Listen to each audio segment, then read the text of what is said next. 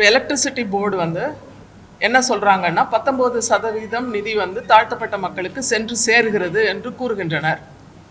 அப்போ இதுக்கு என்ன அர்த்தம்னா மொத்த மின்சாரத்தில் 19% மின்சாரத்தை தாழ்த்தப்பட்ட மக்கள் பயன்படுத்துகிறாங்கன்னு அர்த்தம். 19% தாழ்த்தப்பட்ட மக்கள் மின்சாரத்தை பயன்படுத்துகிற அளவுக்கு அவங்க என்ன தொழிற்சாலைகள் வைத்திருக்கிறார்களா, ரைஸ் மில் வைத்திருக்கிறார்களா, சினிமா கொட்டையை வைத்திருக்கிறார்களா, அல்லது பெரிய அளவில் விவசாயம் செய்கிறார்களா, எந்த அளவில் அவர்கள் அதை பயன்படுத்த முடியும் என்ற கேள்வி எழுகிறது. இதுக்கு வந்து இந்த வருஷம் வந்து தனியாக தாழ்த்தப்பட்ட மக்களுக்கு பயனடைகிறவங்கள 800 கோடி ஒதுக்குங்கன்னு கேட்டோம். அதை ஒதுக்கலை. இப்போ இதுலேருந்து என்ன தெரியுது அப்படின்னா, இது ஒதுக்காததும் செயல்படுத்தப்படாததும் ஒரு அரசியல் உள்நோக்கத்தோட அல்லது ஒரு ஜாதிய உணர்வோட இருக்குன்னு நாங்கள் சந்தேகப்படுறோம். தாழ்த்தப்பட்ட மக்கள் முன்னேற்றத்தை பற்றி என்ன ஐடியா வச்சுருக்காங்க இது எல்லாமே தெரியல. திரும்பவும் அதே மாதிரி ஒரு குழுவை நீங்கள் போடுறீங்க. இவங்க 3 பேரும் சேர்ந்து அல்லது தனியாவோ யாராவது ஒருத்தரா அவர்கிட்ட கொடுத்து தலித் ஆர்வலர்களை இப்போ நாங்கள்லாம் குரல் கொடுக்குறோம், எங்களை கூப்பிட்டு கேட்டால் என்ன குறைஞ்சு போயிடுவீங்களா? ஒதுக்கப்பட்ட மணி முறையாக செலவிடப்படவில்லை என்றால் அல்லது அந்த ஒதுக்கப்பட்ட மணி அந்த பட்ஜெட் வந்து வேற எதுக்காக டைவர்ட் பண்ண கலெக்டிவ் வாங்குறதுக்கோ அல்லது இப்போ வந்து 1000 ரூபாய் கொடுக்குறாங்கல்ல மகளிருக்கு இது உரிமை தொகை 1000 ரூபாய் கொடுக்குறாங்க, அது மாதிரி செய்தால் அது வந்து வயலேஷன். அது என்ன ஸ்டேக் ஹோல்டர்னு சொல்லுவாங்கல்ல, அவங்கள எல்லாம் கூப்பிட்டு ஒரு கன்சல்டேஷன் மீட்டிங் வச்ச பிறகு அப்புறமா டிராப்டை வந்து அசம்பிளியில் போட்டிருக்கணும். ஆனால் இங்கே வந்து மெஜாரிட்டேரியன் டெரரிசம் அப்படிங்கிறது இங்கே நடக்குது.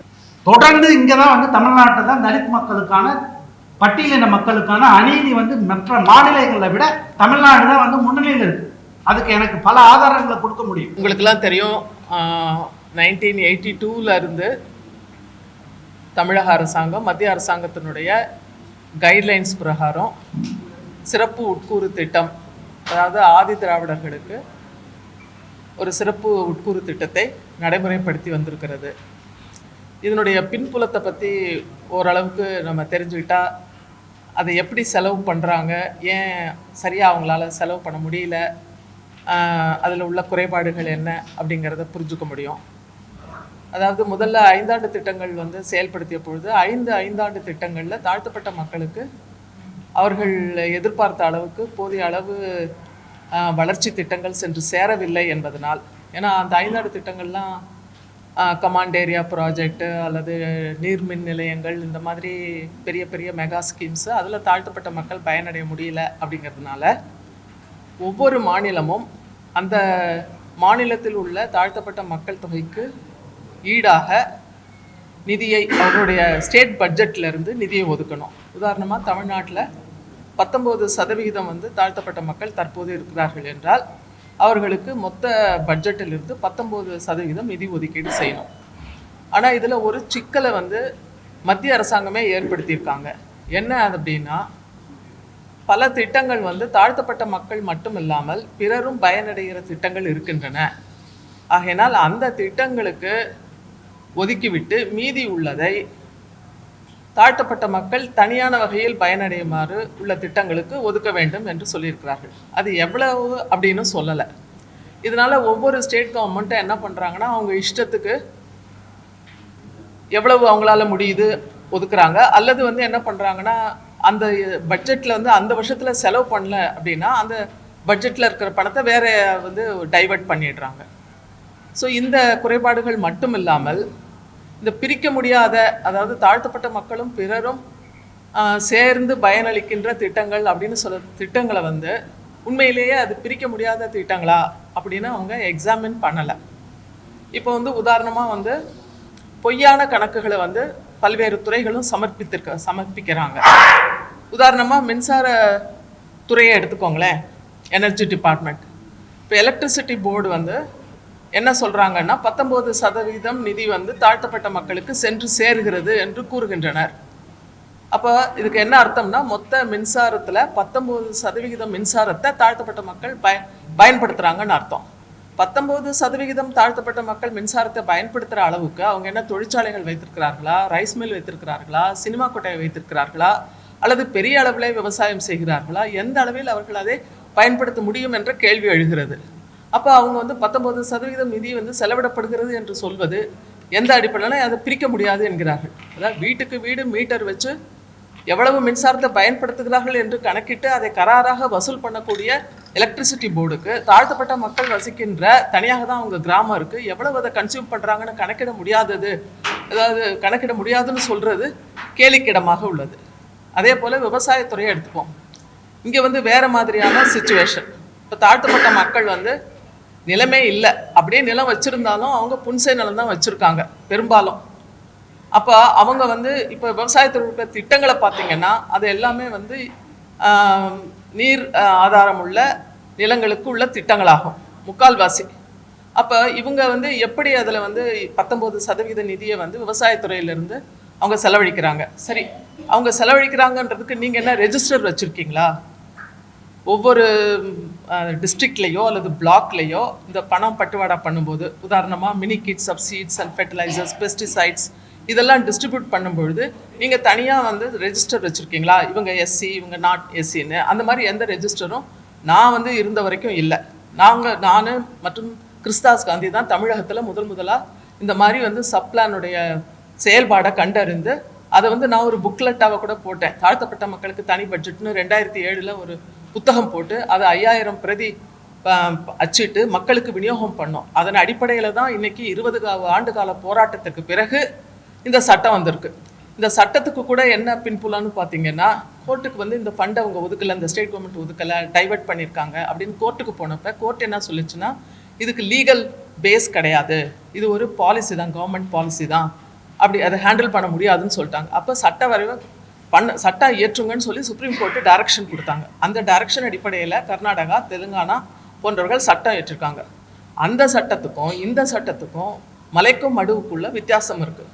அவங்க வந்து ஏற்கனவே நாங்கள் வந்து சொல்லிகிட்டு இருக்கோம், மகாராஷ்டிராவில் சரி நீ எது பிரிக்க முடியும் எதை பிரிக்க முடியாதுன்னு உங்களால் முடிவு பண்ண முடியலன்னு வச்சுக்கிட்டா கூட 60% வந்து எல்லாரும் அனுபவிக்கிற திட்டங்களுக்கு எடுத்துக்கோங்க, 40%ஆவது இந்த மக்கள் நேரடியாக பயன்படுகின்ற திட்டங்களுக்கு பண்ணுங்க அப்படின்னா. இப்போ நீங்கள் பார்த்தீங்கன்னா இப்போ இந்த திட்டங்கள் வந்து தாழ்த்தப்பட்ட மக்கள் முன்னேறுவதற்கான திட்டங்கள்னு ஏதாவது ஒரு திங்க் டேங்க் இருக்கா? ஒரு பிளானிங் கமிஷனில் இந்த மாதிரி ஒரு தனியாக, ஏன்னா இது வந்து ஒரு பட்ஜெட்டினுடைய 20% வந்து எப்படி செலவு பண்ணணும்னு சொல்கிற அளவுக்கு பிளானிங் கமிஷனில் தனியாக இதுக்கு ஒன்று ஒரு திங்க் டேங்க்கு குழு இருக்கா அப்படின்னு கேட்டால் கிடையாது. அப்போ இவங்களே வந்து என்ன பண்ணுறாங்கன்னா, நாங்கள் டிவி கொடுப்போம், அரிசி கொடுக்குறோம், இதெல்லாம் வந்து அவங்களுடைய முன்னேற்றத்துக்கு அப்படின்னு சொல்லிடுறாங்க. அப்போ இந்த மாதிரி திட்டங்களை கொடுத்தா தாழ்த்தப்பட்ட மக்கள், அப்போ நீங்கள் 5 ஆண்டு திட்டங்களில் பயனடையலைன்னு சொல்கிற மாதிரி இன்றைக்கு 40 ஆண்டுகள் ஆயிடுச்சு. 82லேருந்து இன்றைக்கி 2024 இருக்கோம். ஏறக்குறைய 42 ஆண்டுகளுக்கு பிறகு கூட தாழ்த்தப்பட்ட மக்கள் இதை பயனடைய முடியல, சட்டம் இயற்றுங்கன்னு கேட்குற அளவுக்கு இருக்கும் பொழுது இப்போ இந்த அரசாங்கம் வந்து இப்படி ஒரு சட்டத்தை கொடுத்துருக்காங்க. இந்த சட்டத்தில் உள்ள முக்கிய குறைபாடு என்ன அப்படின்னா, இதில் வந்து ஃபண்டு டைவர்ஷனை பற்றி எதுவும் இல்லை. மற்ற சட்டத்தில் என்ன சொல்லியிருக்காங்கன்னா, ஃபண்டு டைவர்ட் பண்ணால் நடவடிக்கை எடுப்போம் அப்படின்னு அதில் இருக்குது. பட் இந்த ஃபண்டு டைவர்ஷனை பற்றி இந்த சட்டத்தில் இடம் கிடையாது. இன்னொன்று, இதில் ஒரு குழு அமைக்கிறேன்னு சொல்லியிருக்காங்க. இந்த குழு என்ன மாதிரி குழுன்னா, இப்போ ஏற்கனவே என்ன நடைமுறை இருக்கோ அந்த நடைமுறையை இப்போ சட்டமாக கொண்டு வராங்க. அந்த நடைமுறையே தப்புன்னு நாங்கள் சொல்லிகிட்டு இருக்கோம். இப்போ வந்து உதாரணத்துக்கு ஆதி திராவிட வெல்ஃபேர் செக்ரட்டரியாக இருந்த பொழுது, அது 2001 செக்ரட்டரியாக இருந்த பொழுது ரெவ்யூ மீட்டிங் வச்சா மற்ற டிபார்ட்மெண்ட் யாருமே அதை அட்டன் பண்ண மாட்டாங்க. ஏன்னா அவங்களுக்கு வந்து இந்த இதில் வந்து கொஞ்சம் பட்ஜெட்டு, இன்னொன்று வந்து அவங்கெல்லாம் பெரிய பெரிய டிபார்ட்மெண்ட்டுடைய ஹெட்டாக இருக்காங்க.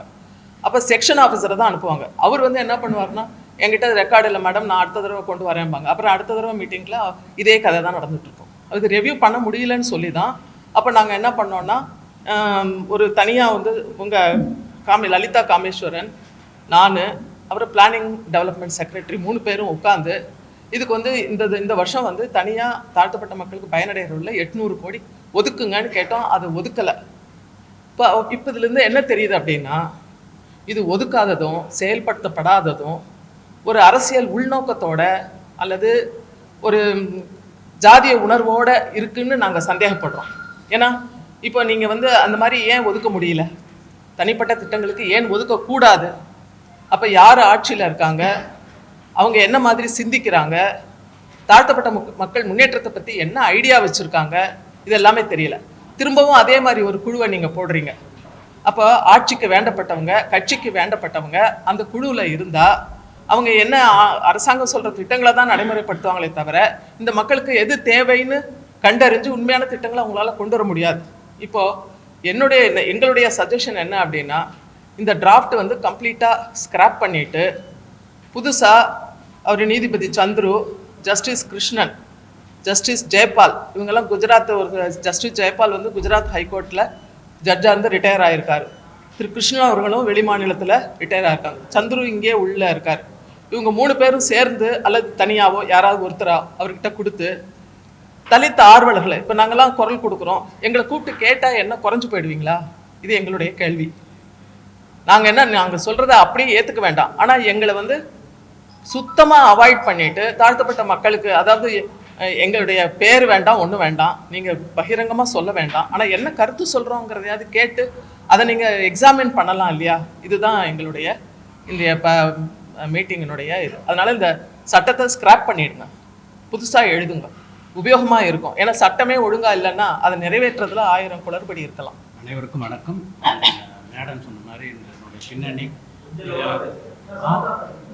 என்னுடைய பின்னணி என்னன்னா, என் பையில் பாட்டில், அதாவது அம்பேத்கர் அவர்கள் வந்து இந்த இந்திய அரசியலமைப்பு சட்டத்தை வந்து சமர்ப்பிக்கும் போது என்ன சொல்றாருன்னா, இங்க வந்து அரசியல் ரீதியாக நமக்கு சுதந்திரம் இருக்கு, இது பண்பாட்டு ரீதியாகவும் இல்லை, அதே சமயத்தில் சமூக ரீதியாகவும் பொருளாதார ரீதியாகவும் இங்கே இது ஜனநாயகம் இல்லை. அதனால இந்த பொருளாதார ரீதியாக நாம் இந்த மக்களை முன்னெடுக்க வேண்டும் என்றால் அங்கே வந்து எக்கனாமிக் டெமோக்ரஸி இருக்கணும். அந்த எக்கனாமிக் டெமோக்ரஸி, அது எக்கனாமிக் எம்பவர்மெண்ட்டுக்காக பல வருடம் நிராகரிக்கப்பட்ட பிறகு மத்திய அரசால் முன்னாள் பிரதம மந்திரி இவர் மன்மோகன் சிங் தான் இதனுடைய ஸ்பெஷல் காம்பனன்ட்னுடைய ஆத்தர். அவர் தான் இந்த ஸ்பெஷல் காம்பனன்ட் என்ன பண்ணுறாரு, ஒவ்வொரு டிபார்ட்மெண்ட்லேயும் ஒவ்வொரு மினிஸ்ட்ரியிலையும் அந்த மக்கள் தொகைக்கு ஏற்றவாறு ஒவ்வொரு ஆண்டு பட்ஜெட்லேயும் அந்த மக்கள் தொகைக்கு ஏற்றவாறு நிதியை ஒதுக்க வேண்டும். அந்த ஒதுக்கப்பட்ட நிதி வந்து ஆதிதிராவிட வெல்ஃபேர் இங்கே தமிழகத்தில் இருக்கிறதும், இதில் வந்து யூனியன் கவர்மெண்ட்டில் மத்திய அரசில் வந்து இது அன்னைக்கு இருந்தது வந்து சோஷியல் வெல்ஃபேர் டிபார்ட்மெண்ட், இன்னைக்கு வந்து empowerment, social justice and empowerment department nodal agency. இதுக்கு வந்து அந்த மக்கள் தொகைக்கு ஏற்றவாறு ஒவ்வொரு மினிஸ்ட்ரியிலிருந்தும் ஒவ்வொரு டிபார்ட்மெண்ட்லேருந்தும் மக்கள் தொகைக்கு ஏற்ற தொகையை இந்த நோடல் ஏஜென்சி வரணும். ஆனால் அது நிராகரிக்கப்பட்டது. அந்த நிராகரிக்கப்பட்டதனுடைய விளைவு என்னன்னா, 2005 அல்லது 2006 டெல்லியில் நடந்த காமன்வெல்த் விளையாட்டில் இந்த மக்களுடைய பணங்கள் எல்லாம் வந்து அதற்கு எடுத்து செலவுபடப்பட்டது. தமிழகத்தில் வந்து கலர் டிவி கொடுப்பதற்கும் மற்ற இலவசங்கள் கொடுப்பதற்கும் இந்த பணத்தை செலவிடப்பட்டது. அதை ஒத்துக்கொண்டார்கள் அவர்களை, ஆட்சியாளர்களை. அப்பொழுது நீதிமன்றத்தை அணுகும் பொழுது, நீதிமன்றம் இது வெறும் பாலிசி ப்ரோக்ராம், இதுக்கு வந்து லீகாலிட்டி இல்லை, சட்ட இது court can not be intervene, ஆகையினால இதை வந்து ஒரு சட்டமாக இயற்றுங்கள் அப்படின்னு மத்திய சென்ட்ரல் லெஜிஸ்லேஷன்ல டிமாண்ட் பண்ணப்பட்டது. மாநிலங்களவையிலும் டிமாண்ட் பண்ணப்பட்டது. மாநிலங்கள் அளவில் ரீஜனல்லையும் ஒவ்வொரு ஸ்டேட் கவர்மெண்ட்லையும் இது டிமாண்டை வச்சோம். அது எல்லா அமைப்புகளும் வச்சாங்க. ஆனால் அதில் வந்து முதல்ல கர்நாடக மாநிலமும், அதற்கு ஆந்திர பிரதேசம், தெலுங்கானா, இன்னைக்கு வந்து மற்ற ராஜஸ்தான், பல வடநாட்டில் இருக்கக்கூடிய அரசாங்கங்களும் மாநில அரசும் இதை வந்து கொண்டு வந்திருக்காங்க. தெலுங்கானாவோடைய இருக்கிற இது 2017 தெலுங்கானா அரசு இது பண்ணிட்டாங்க. தமிழக அரசே வந்து இங்கே ஒரு குழு அமைச்சு அதை பற்றி படித்துட்டு வர சொன்னாங்க. அவங்களும் படித்தாங்க. ஆனால் அந்த இது எடுத்து பாருங்க, அதனுடைய டைட்டில், தெலுங்கானா மாநிலத்தினுடைய டைட்டில் ஆஃப் த பில் என்ன தெரியுமா? Telangana state schedule caste schedule tribe special development fund act. ஆனால் தமிழ்நாட்டில் இருக்கிற இதனுடைய பில் என்ன சொல்லுது? ஃபண்ட் எடுத்துட்டாங்க. Tamil Nadu development for SC ST, action plan for SC ST. அந்த ஃபண்டுங்கிறதே வரல. 3வது பக்கத்தில் என்பார்க்மெண்ட் ஃபண்டுன்னு சொல்கிறாங்க. ஆனால் எவ்ரி டிபார்ட்மெண்ட்ல இருந்து அந்த ஃபண்டு ஸ்டிப்புலேட்டட் ஃபண்ட் இங்கே வருமா அப்படிங்கிறத இவங்க சொல்லலை.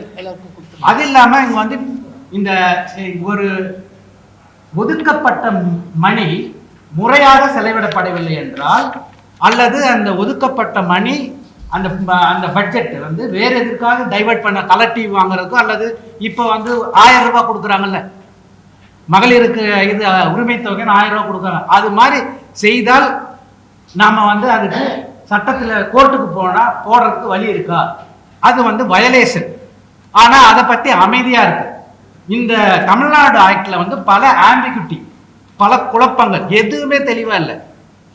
இன்னொன்று சொல்ல போனா ஏற்கனவே நடந்து கொண்டிருக்கின்ற சட்டத்திற்கு புறம்பாக அல்லது இந்த மக்களை ஏமாற்றுகின்ற அல்லது மக்களுக்கு சமூக நீதி வழங்காமல் அவர்களை அது பொருளாதார நீதி வழங்காமல் நிராகரிக்கப்பட்டு வந்ததை இன்றைக்கு இந்த இந்த வரைவு மூலம் அவர்கள் வந்து சட்ட ரீதியாக அவங்க செய்த இது பண்றாங்க. லீகலைசிங் த இல்லீகல் ஆக்ட் அப்படிதான் சொல்ல முடியும். இது வந்து முழுக்க முழுக்க வந்து இந்த மக்களுக்கு எதிரானது, விரோதமானது, இந்த மக்களை ஏமாற்றுகின்ற ஒரு வரைவு, ஒரு சட்டம். இதை முழுமையாக மறுபரிசீலனை செய்ய வேண்டும். அதே சமயத்தில் இங்க தெலுங்கானாவிலும் கர்நாடகாவிலும் இயற்றப்பட்டது போல் அங்க எல்லாமே அவங்க முதல் பட்ஜெட் அந்த இது பில்லுல அந்த ஆக்டை கிளீனா சொல்றாங்க. என்னன்னு சொல்றாங்க? Telangana state schedule caste schedule tribe special development fund act 2017. இங்க ஏன் வந்து Tamil Nadu development action plan for SC ST? Where is the fund? Where is the special component? Where is the sub plan?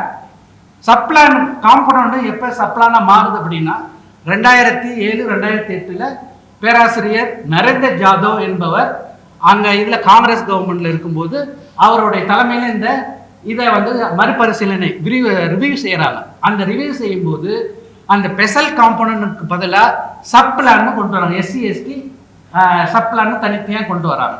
அதுல வந்து சில டிபார்ட்மெண்ட், அதாவது ஒரு 15-16 டிபார்ட்மெண்ட் மினிஸ்ட்ரியில இந்த அதெல்லாம் இதுக்கு அப்ளிகபிள் ஆகாது. அந்த proportionate to the population budget allocation may not be applicable.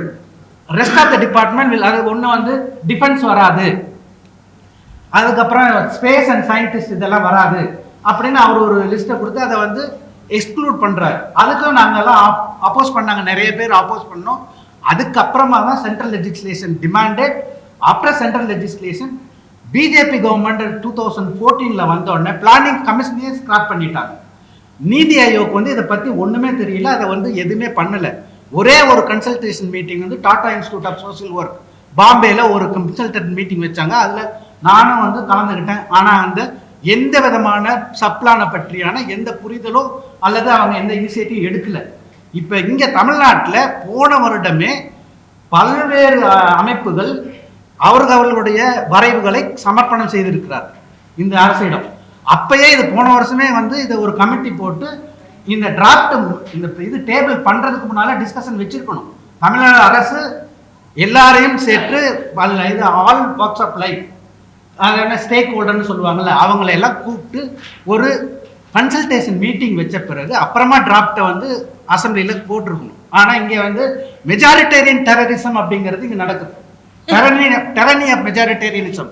எனக்கு வந்து அசம்பிளியில் மெஜாரிட்டி இருக்கு, எனக்கு வந்து சப்போர்ட்டுக்கு ஆள் இருக்காங்க அப்படிங்கிறதுக்காக நான் என்ன வேணாலும் செய்யலாம் அப்படின்னு இந்த சட்டத்தை வந்து அவங்க வச்சிருக்காங்க. இன்னும் சில பேர் சொல்றாங்க இது சட்டம் பாஸ் ஆயிடுச்சு, இன்னும் சட்டம் அசம்பிளியில் பாஸ் ஆயிடுச்சு, இன்னும் கவர்னர் இருந்து சைன் வாங்கணும். Governor has to assign the bill, then only it become act. சரியா? ஆனா இதுக்கு இடையில எங்க டிஸ்கஷன் நடந்ததுப்பா? அசம்பிளியில் ஏதாவது டிஸ்கஷன் நடந்ததா?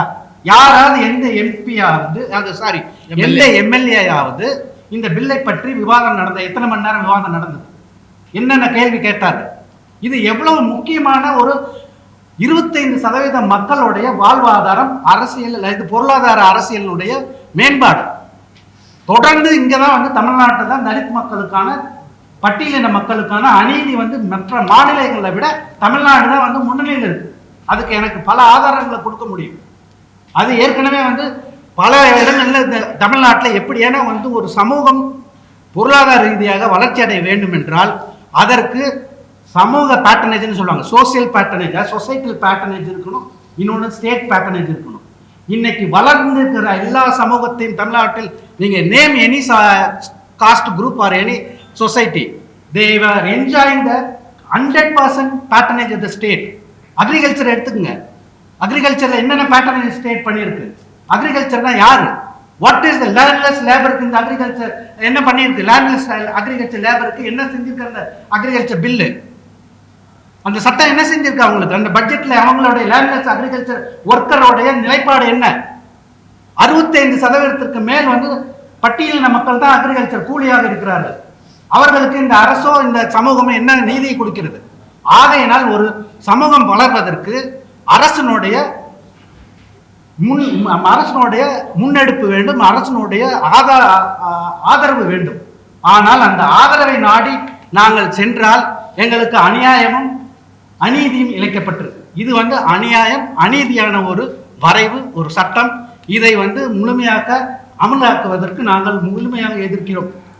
அது என்னுடைய அமைப்பு சார்பாக, நான் தலித் இன்டலெக்சுவல் கலெக்டிவ் சார்பாகவும், மேடமுடைய சமூக சமத்துவப்படை சார்பாக, மற்ற அமைப்புகள் சார்பாக நாங்கள் முழுமையாக எதிர்க்கிறோம்.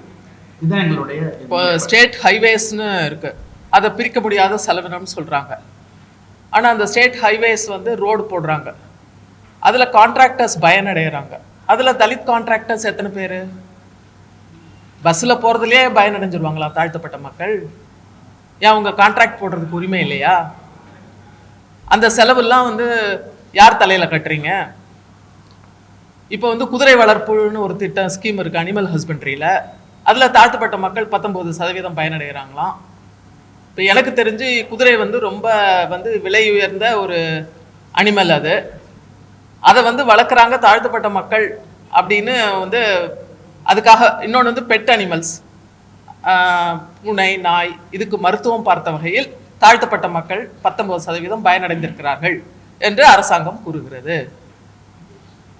ஸோ இந்த மாதிரி ஒவ்வொரு துறைக்கும் நீங்கள் ஒதுக்கிட்டு ஒவ்வொரு துறையும் ப்ரோரேட்டா பேசிஸ், அதாவது அவங்களுக்கு ஒதுக்கப்பட்டது 100 ரூபாய்னா 19 ரூபா தாழ்த்தப்பட்ட மக்களுக்கு போயிடுச்சுன்னு அப்படியே மேத்தமெட்டிக்கல் கால்குலேஷன் மாதிரி கொடுக்குறாங்க. அதில் எந்த வித ஆய்வும் இன்ன வரைக்கும் தமிழக அரசு பண்ணலை. இந்த ஆய்வு பண்ணிட்டு அதுக்கு பிறகாவது இந்த சட்டத்தை ஏற்றிருக்கலாம். எப்படி ஒவ்வொரு டிபார்ட்மெண்ட்டும் செலவு பண்ணுறாங்கன்னு தெரிஞ்சுட்டு, அதில் என்ன குறைபாடுகள் இருக்குன்னு தெரிஞ்சுட்டு, அந்த குறைபாடுகளை போக்கும் விதமாக இந்த சட்டத்தை தயார் பண்ணியிருக்கலாம். அதுவும் அவங்க செய்யலை. இன்னொன்று, முக்கியமான வளர்ச்சி திட்டங்கள்னு நாங்கள் சொல்லும் பொழுது, அதாவது இது ஒரு டீசென்ட்ரலைஸ்டு, அதாவது பவர் பஞ்சாயத்துக்கு, வில்லேஜுக்கு அப்படின்னு வரிசையாக ஸ்டேட்லேருந்து இந்த பவரை டீசென்ட்ரலைஸ் பண்ணுறாங்க. அதனுடைய நோக்கம் என்னன்னா, மக்களுடைய அபிலாஷைகள், ஆசைகள், அவர்களுடைய நோக்கங்கள், விருப்பங்கள் நிறைவேற்ற வைக்கணும் தான். இப்போ அவங்களுக்கு நிலம் 1 ஏக்கர் கொடுக்கணும் அப்படிங்கிறத அவங்களுடைய விருப்பமா இருந்தா அரசாங்கம் நிறைவேற்றுமா? அதற்கு திட்டம் தீட்டுமா? சரி, அவங்களுக்கான பண ஒதுக்கீடு இருக்கு, அவங்க என்ன கேட்குறாங்களோ அதை கொடுக்கணும் இல்லையா? அதை விட்டுட்டு நீங்க விரும்புகிற திட்டங்களை கொடுக்க கூடாது. அப்போ நீங்க போடுற கமிட்டி என்ன சொல்லுவாங்க? டிவி கொடுத்தது போக, அரிசி கொடுத்தது போக, சைக்கிள் கொடுத்தது போக இவ்வளவுதான் இருக்கு, இதுல நீங்க வேணா என்ன பண்ணலாம், பொரிய அவல் வாங்கி கொடுங்க அப்படின்னு சொல்லலாம். இவ்வளவுதான் முடியும். ஏன்னா எல்லாம் நீங்க நீங்களே திட்டமிட்டுறீங்க. மக்களுடைய, நான் என்ன சொல்றேன்னா, இவங்க புதுசா இல்லை, நம்ம அட்மினிஸ்ட்ரேஷன்ல இருக்கிற டெமோக்ரஸியில நம்ம கடைபிடிச்சிட்டு ஒரு மரபு. அப்போ மக்கள் கேட்குறாங்க, எங்களுக்கு நிலம் வேணும்னு கேட்குறாங்க, நீங்க வாங்கி கொடுங்க. நீங்க அடுத்தவங்க நிலத்தை பிடுங்கி கூட கொடுக்க வேண்டாம். சரி, பஞ்சம நிலத்தை மீட்பதற்கான ஏதாவது தொகை ஒதுக்கி இருக்கீங்களா? அது வரைக்கும் ஏதாவது நிலம் எடுத்து கொடுக்குறீங்களா? அதை பற்றி ஏதாவது ஒரு பேச்சு இருக்கா, டயலாக் இருக்கா? இது எல்லாமே சிறப்பு குறு திட்டத்திலே கொண்டு வந்துட முடியுங்கிறது தான் எங்களுடைய ஒரு கருத்து. ஏதாவது கேள்வி இருந்தால் நீங்கள் கேட்கலாம். குறிப்பாக இதில் இந்த இயற்றப்பட்ட சட்டம் முழுக்க தலித்து விரோத, தலித்துகளுடைய அல்லது பட்டியலின மக்களுடைய பொருளாதார வளர்ச்சிக்கு விரோதமான ஒரு வரைவு. இதில் சட்ட ரீதியாக தலித்துகள் எங்கேயும் நீதியை கேட்டு நாட முடியாது. ஏன்னா டைவர்ஷன் ஆஃப் ஃபண்டு, நான் யூட்டிலைசேஷன் ஆஃப் ஃபண்டு, இதையெல்லாம் எதிர்த்து கேஸ் போடவே முடியாது. ஏன்னா அதெல்லாம் லீகலைஸ் பண்ணிட்டாங்க. ஒரு வருஷம் நீங்கள் செலவு பண்ணலைன்னா அதை நீங்கள் மாற்றி டைவர்ட் பண்ணிடலாம், வேற டிபார்ட்மெண்ட்டுக்கு மாற்றிடலாம். இது டைவர்ஷன் ஆஃப் ஃபண்டே இம்ப்யூனிட்டி. இதில் ஆந்திர பிரதேசத்தில் இருக்காது வயலேஷன். இது தெலுங்கானா ஆக்டில் any department not allocating proper proportionate to population அமௌண்ட்டை ப்ராப்பராக செலவு பண்ணலை அப்படின்னா அவங்க அந்த எஸ்சிஎஸ்டி மக்கள் கோர்ட்டில் போய் கேஸ் போட்டு நீதி வாங்க முடியும். அதுக்கான கிளாஸ் இதில் இருக்குது. ஆனால் இதில் ஒன்றுமே இல்லை. நீங்கள் கோர்ட்டில் எல்லாம் ஒன்றும் பண்ணுவோம், எல்லாமே எல்லாத்தையும் லீகலைஸ் பண்ணுற மாதிரி இந்த ஒரு அழகாக இந்த மாதிரி ஒரு டிராஃப்ட் போட்டிருக்காங்க. இப்போ தலித் ஹேபிடேஷன்ஸ்க்கு பேசிக் கம்யூனிட்டிஸ், ரோடு, சுடுகாடு, மயானத்துக்கான பாதை, குடிநீர் வசதி, இது எல்லாமே கூட இந்த ஃபண்டிலிருந்து அவங்க செஞ்சு கொடுக்க முடியும்.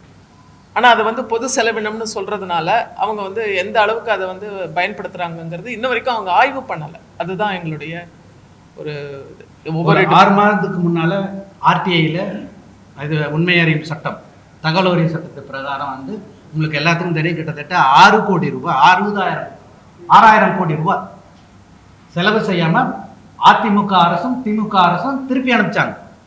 இப்போ அது வந்து இல்லீகல். ஆனால் இல்லீகல்னு கோர்ட்டுக்கு போக முடியாது. இப்போ வந்து அந்த மாதிரி திருப்பி அனுப்பிச்சாலும் இது மறுபடியும் அது வந்து ஒன்றுமே பண்ண முடியாது. ஏன்னா இது வந்து இம்ப்யூனிட்டி இல்லை. அந்த வயலேஷன் ஆஃப் ரூல்னு நம்மகிட்ட இந்த சட்டத்தில் இடம் இல்லை. அதை வந்து வயலேஷன் ஆஃப் ரூல்னு வரணும். Unutilised fund or diversion of fund is violation of law according to this act. ஆனால் அதை செய்யலை. இன்னொன்று வந்து வீடு கட்டுவதற்காக சென்ட்ரல் கவர்மெண்ட்டுக்கு 3000 கோடி கொடுத்தாங்க. அதை சென்ற அரசு வந்து அதிமுக அரசு வந்து அதை யூட்டிலைஸ் பண்ணாமல் திரும்ப அனுப்பிச்சிட்டாங்க. இப்போ வந்து இதுக்கான குறைபாடுகள் என்னன்னு பார்க்கும் பொழுது, முதல்ல வந்து வீட்டு மனைக்கான நிலத்தை கையகப்படுத்தணும். முன்னாடியெல்லாம் வந்து அக்விசிஷன் தாசில்தார்னு ஒரு தாலுக்காவிலையும் போட்டு நிலத்தை வந்து அக்வயர் பண்ணி அதில் வீடு கட்டுவதற்கான திட்டங்களை செய்யணும். அந்த மாதிரி அவங்க நிலத்தை வந்து தயார்படுத்தவே இல்லை. அப்போ அந்த பணத்தை வாங்கினாலும் அவங்களால நிலத்தில் வீடு கட்ட முடியாது, நிலம் இல்லாமல் வீடு கட்ட முடியாது. ஸோ அதனால பேருக்கு இதெல்லாம் அந்த சமயத்தில் அறிவிப்பு கொடுப்பாங்க, தாழ்த்தப்பட்ட மக்களுக்கு 3000 கோடி, அப்புறம் பார்த்தா திருப்பி அனுப்பப்பட்டது, அடுத்த வருஷம் 6000 கோடி திருப்பி அனுப்பப்பட்டது. இப்படி வந்து தான் திட்டங்கள் வந்து ஏதாவது எந்தவித முன் யோசனையும் இல்லாமல் அல்லது முன் தயாரிப்பும் இல்லாமல் இந்த திட்டங்களை அறிவிக்க வேண்டியது, அப்புறம் ஃபண்டை வந்து டைவர்ட் பண்ண வேண்டியது அல்லது திருப்பி அனுப்ப வேண்டியது. நீங்க நம்ம பண்ண போறோம். நீங்க இந்த வழியா நாங்க ரெப்ரசன்ட் பண்றோம். கோர்ட்ல கவர்மெண்ட் பாலிசி ஆமா, இது வந்து லீகல் கவர்மெண்ட் பாலிசி. நீங்க எந்த ஹைகோர்ட் போறீங்க, சுப்ரீம் கோர்ட். அது காமன்வெல்த் கேம்ஸ் நடந்தது இல்லையா டெல்லியில, அந்த டைம்ல வந்து ஸ்பெஷல் காம்போனன்ட் பிளான்ல இருக்கிற ஃபண்ட் எல்லாம் எடுத்து காமன்வெல்த்துக்கு தெலுங்கானா கர்நாடகா அங்க எல்லாம் வந்து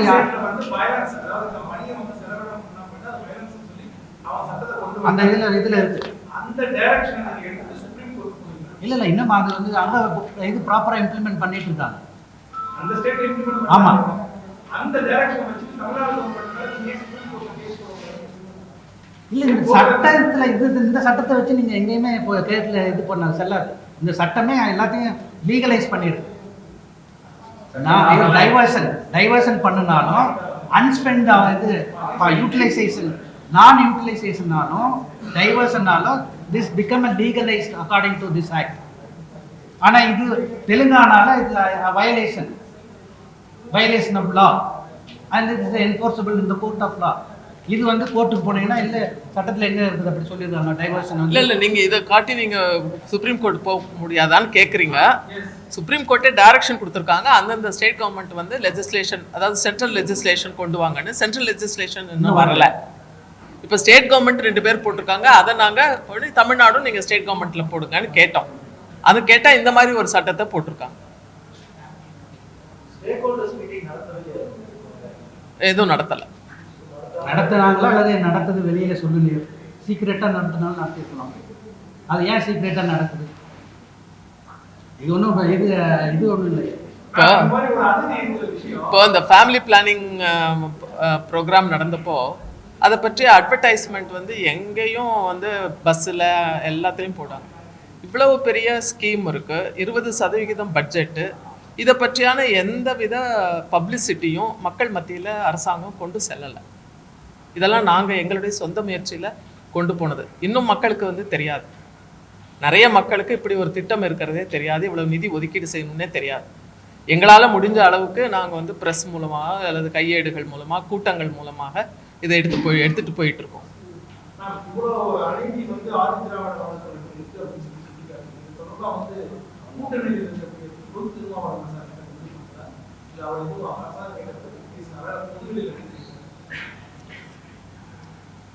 இது வந்து நாங்கள் வந்து இது எல்லாத்துக்கும் பொதுவானது. இது அவரே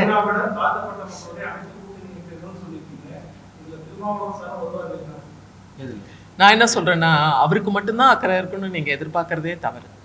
எல்லாருக்கும் இருக்கணுங்க, எல்லாருக்கும் இருக்கணும். ஏன்னா நம்ம எல்லாமே இல்லை, நம்ம தமிழர்னு சொல்லிக்கும் பொழுது ஏங்க அவரை மட்டும் தனியா சொல்றீங்க? இது அரசாங்கத்துக்கு அவர் வந்து சொல்லியிருக்கலாம், அல்லது இது கூட்டணி நெருக்கடியில் செல்லாமல் கூட இருக்கலாம். அரசாங்கம் இது கம்பல்சன், பொலிட்டிக்கல் கம்பல்சனில் சொல்லியிருக்கலாம், சொல்லாமல் இருக்கலாம், அது நமக்கு தெரியாது. ஆனால் ஏன் இது தலித் பிரச்சனை வந்து பட்டியலின மக்களுடைய பிரச்சனை, பட்டியலின மக்களுடைய பிரச்சனை அல்ல, இது சமூகத்தினுடைய பிரச்சனை. எல்லாருக்கும் அது வந்து வாய்ஸ் பண்ணணும்னு தான் நாங்க எதிர்பார்க்கிறோம். வளர்ச்சி என்பது எல்லாருக்குமான வளர்ச்சியா இருக்கணுமே ஒழிய அவர்கள் ஒரு 20% மக்கள் தொகைக்கு அப்படியே இது நெகேட் பண்ணிட்டு நீ வளர்ச்சியை, பொருளாதார வளர்ச்சியை இது பண்ண முடியாது. இங்க நடந்திருக்கிறது அதுதான், இங்க நடக்கிறதும் அதுதான். நானே உங்கள்கிட்ட கேட்குறேன், எந்த SC ST Adi Dravida welfare மினிஸ்டரை சுதந்திரமாக செயல்படுத்தாங்க? எந்த MLA சுதந்திரமாக அவர்கள் கட்சியிலும் சரி அசம்பிளியிலும் சுதந்திரமாக பேச முடியுது? ஏன் இந்த நிலைமை? அதுல வந்து கொண்டு போய் இந்த பெரிய கட்சிகளுக்கு தேர்தல் அறிக்கையில சேருங்க அப்படின்னு சொல்லி நீங்க நாங்கள் பண்ண இது தலித் இன்டலெக்சுவல் கலெக்டிவ் வந்து மார்ச் மாதம் ஃபர்ஸ்ட் வீக்கில் ஆல் பார்ட்டி மீட்டிங்கை கூப்பிட போகிறோம். அதில் ஃபோக்கஸாக வந்து violence against Dalit, atrocity against Dalit, அதை நிறுத்துவதற்கு அரசியல் கட்சிகளுடைய நிலைப்பாடு என்ன? அது வந்து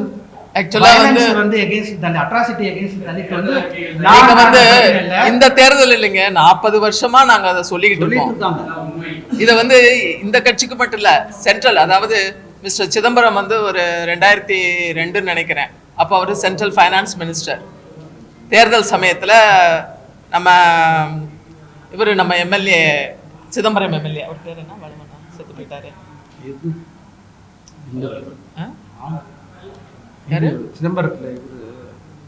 வள்ளல் பெருமான், எனக்கே ஞாபகம் வந்துச்சு. வள்ளல் பெருமான் வந்து ஒரு மீட்டிங் போட்டிருந்தார் ஸ்டேட் பேங்க் ஆஃப் இந்தியா, அது ஸ்டேட் பேங்க் ஆஃபீஸர்ஸ் முன்ன அடையாறுல இருக்கு, இமேஜ் ஆடிட்டோரியத்துல 5000 பேர் நாங்க கூடியிருந்தோம்.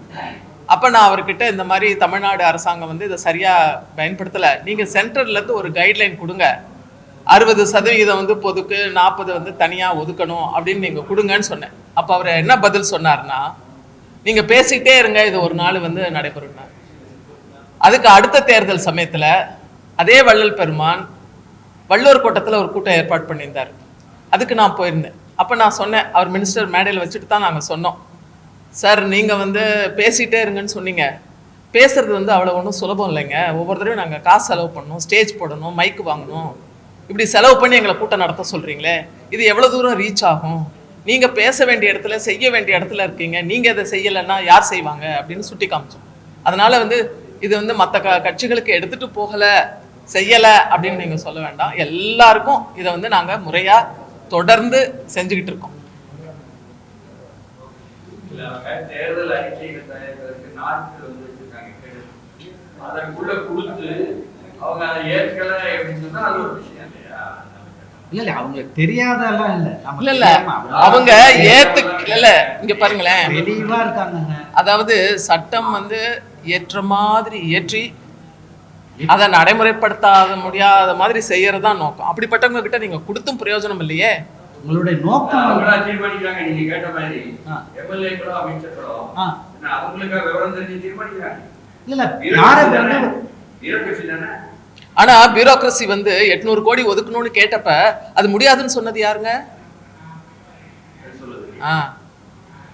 இல்ல பியூரோக்ரசி ஆகட்டும், அல்லது மெயினா வந்து இங்க ஜனநாயகத்துல பியூரோக்ரசிங்கிறது நான் மட்டும் இல்ல, என்டையர் டிபார்ட்மெண்ட், ஆயுதோட வெல்ஃபேர் டிபார்ட்மெண்ட், பிளானிங் கமிஷனோட, ஃபைனான்ஸ் டிபார்ட்மெண்ட்டோட எல்லாருடைய அப்ரூவலும் வாங்கி கடைசியில சீஃப் மினிஸ்டர் கையெழுத்து ஒண்ணுதான் பாக்கி.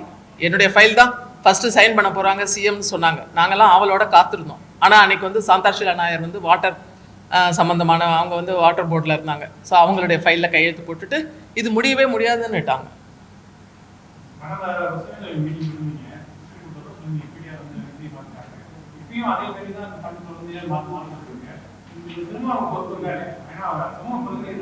நீங்க தான் கேட்கணும் அவர்கிட்ட தான் கேட்கணும், எங்கள்கிட்ட கேட்டால் நாங்கள் பதில் சொல்ல முடியும். இப்போ நாங்க இங்க இருக்கிறதே ஒரு வகையான அர்த்தம் தானே, அது உங்களுக்கு தெரியலையா? அது அதாவது இன்னும் ஓப்பனா சொல்ல போனா எல்லாருக்குமே பொறுப்பு, எல்லாருக்கும், ஏன்னா உங்களுக்கும் இருக்கு, எனக்கும் இருக்கு. எல்லா கட்சிகளும் தலித்துகளுக்காக இருக்கும் சொல்றாங்க. ஒரு கட்சி உறுப்பினர். இல்ல சொல்றாங்களே ஒழிய யாருமே செய்யல. இல்ல அதனால எல்லா கட்சியும் கேட்கலாம். எல்லா கட்சியுமே கேட்கணும், அதுதான் கேட்கணும். எல்லா கட்சியுமே வந்து சொல்றாங்களே ஒழிய ஆனா வந்து தெளிவா அவங்க செயல்பாட்டுல தெளிவா இருக்காங்க. இப்போ வந்து இவ்வளவு நாளா வந்து இதெல்லாம் வந்து எதெல்லாம் வந்து சட்டத்துக்கு புறம்பானதோ அது டைவர்ஷன் ஆஃப் ஃபண்டு சட்டத்துக்கு புறம்பானது, அதாவது செய்யக்கூடாது. அதே மாதிரி வந்து இது வந்து நான் யூட்டிலைசேஷன், அந்த பணத்தை முறைப்படி செலவிடாமல் இருப்பதும் ஒரு இதுதான். ஆனால் அதையெல்லாம் இன்னைக்கு அது செஞ்சாலும் செய்யலாம்னு சட்டம் அங்கீகரிக்குது. அதுதான் இந்த சட்டம். அதாவது ஸ்டேஜ் பை ஸ்டேஜா போராடிட்டு இருக்கோம். இப்போ இந்த வரைவு சட்டம் வரைக்கும் வந்திருக்கோம். இதை வந்து உண்மையான பல்லுள்ள சட்டமா மாற்றணும். இதுக்கு பல்லே கிடையாது. பல்லு